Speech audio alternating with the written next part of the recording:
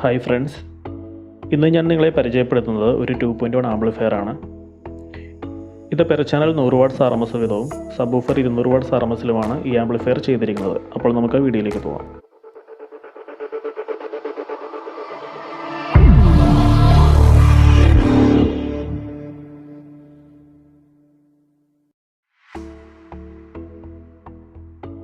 മാറ്റ് ഫിനിഷിൽ തന്നെയാണ് ഈ ആംപ്ലിഫയറിൻ്റെ front panel ഞങ്ങൾ ഡിസൈൻ ചെയ്തിരിക്കുന്നത്. പിന്നെ സാധാരണ ഞങ്ങളെല്ലാ ആംപ്ലിഫയറിലും മൈക്രോ സ്വിച്ചാണ് കൊടുക്കാറുള്ളത്. നല്ലൊരു ബ്രാൻഡഡ് ലുക്ക് കിട്ടുന്നതിന് വേണ്ടിയിട്ട് മൈക്രോ സ്വിച്ചാണ് കൂടുതലും ഈ എല്ലാ ആംപ്ലിഫയറിലും ഞങ്ങൾ കൊടുക്കാറുള്ളത്. ഇത് കസ്റ്റമറുടെ ആവശ്യപ്രകാരം സ്റ്റീരിയോ മോഡ്, 2.1 മോഡ് എന്നിങ്ങനെയുള്ള മോഡ് സെലക്ഷൻ ഞങ്ങൾ കൊടുത്തിട്ടുണ്ട്.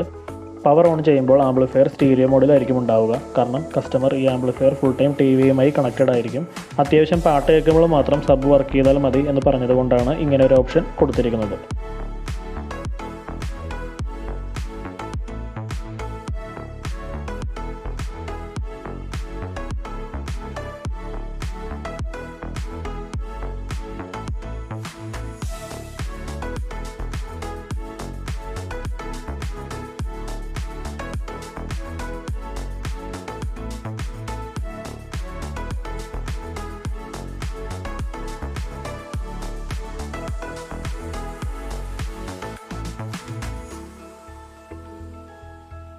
ഇവിടെയാണ് ഇതിൻ്റെ സബിൻ്റെ വോളിയം അഡ്ജസ്റ്റ് ചെയ്യേണ്ടത്.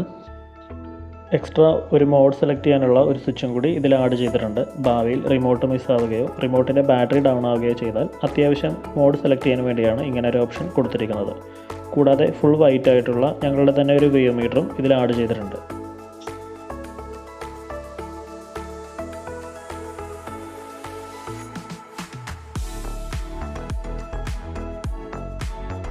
ഇവിടെയാണ് ഇതിൻ്റെ വോളിയം അഡ്ജസ്റ്റ് ചെയ്യേണ്ടത്. ഇത് മൈക്ക് ഓൺ ആൻഡ് ഓഫ് ചെയ്യാനുള്ള ഓപ്ഷനാണ്. മൈക്കിൻ്റെ നല്ല പെർഫോമൻസിന് വേണ്ടി എക്സ്ട്രാ ഒരു മൈക്കിൻ്റെ ബോർഡും ഇതിൽ ആഡ് ചെയ്തിട്ടുണ്ട്.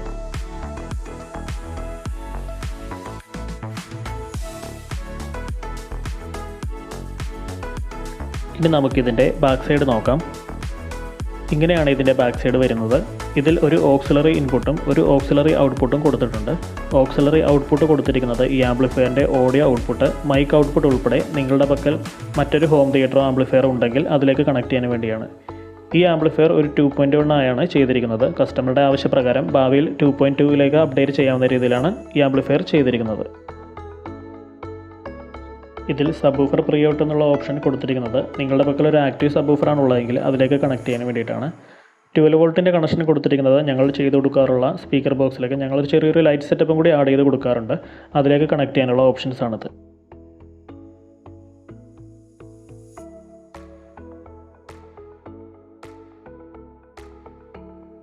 ഇതിൽ 2 മൈക്ക് കണക്ട് ചെയ്യാനുള്ള ഓപ്ഷൻസ് കൊടുത്തിട്ടുണ്ട്.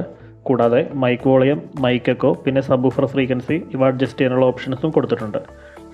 ഇതിൽ സബ്വൂഫർ 200 വാട്ട്സും 2 ചാനൽസ് 100 വാട്ട്സും കിട്ടുന്ന രീതിയിലാണ് ഈ ആംപ്ലിഫയർ ചെയ്തിരിക്കുന്നത്. ഇനി നമുക്ക് ഇതിൻ്റെ ഇൻസൈഡിലേക്ക് നോക്കാം. ഇങ്ങനെയാണ് ഇതിൻ്റെ ഇൻസൈഡ് വരുന്നത്.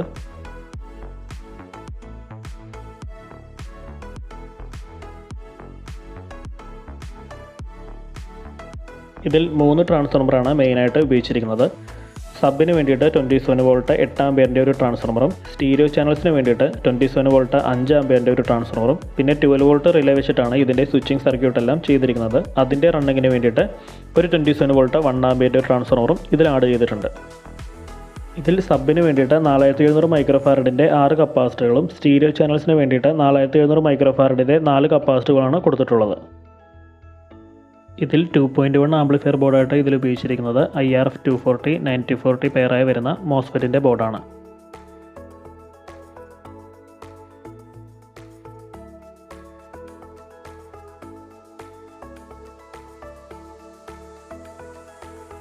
ഇത് വിയോമീറ്ററിൻ്റെ ബോർഡാണ്.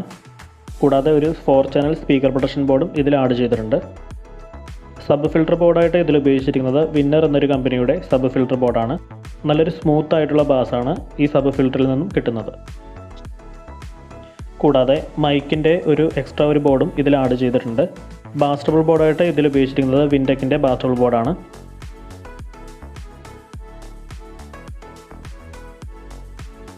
ഇത്രയൊക്കെയാണ് ഇതിൻ്റെ ഇൻസൈഡ് വരുന്നത്. ആദ്യമായിട്ടാണ് ഞങ്ങളുടെ ഈ ചാനൽ കാണുന്നതെങ്കിൽ ദയവായി ഈ ചാനൽ സബ്സ്ക്രൈബ് ചെയ്യുക. അതുവഴി ഞങ്ങളിടുന്ന എല്ലാ വീഡിയോസും നിങ്ങൾക്ക് ഉടനെ തന്നെ നോട്ടിഫിക്കേഷനായിട്ട് ലഭിക്കുന്നതായിരിക്കും.